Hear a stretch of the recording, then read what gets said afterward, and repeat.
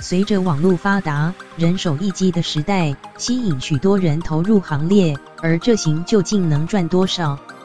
一名女主因为领不到薪资纠纷投诉媒体，意外曝光了她的收入。周刊网报道，人气女主鱼鱼公主与佑佑出面指控，月前遭浪 Live 恶意解约，100万薪资还被扣住。鱼鱼公主表示，1年前签约加入浪 Live， 期间替平台赚进上千万收益，但是她应该要领到的15.6万主播服务费、120万元礼物收益却迟迟未入账。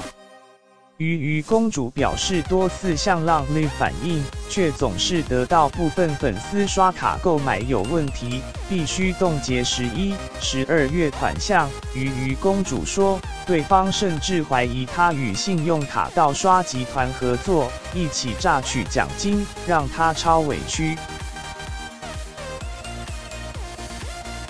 鱼鱼公主也因为2个月没正常收入，让她被房东要求搬家。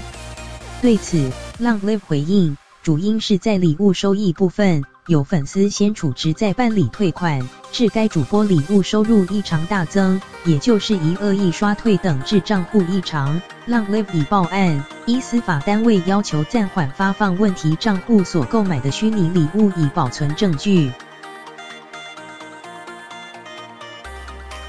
不过，鱼鱼公主仍不满表示，她仅是最末端的主，无从得知粉丝以何种方式购买与赠与点数。佑佑也不满强调，有问题的是礼物收益，但为何连主播服务费也被扣住，实在不符比例原则。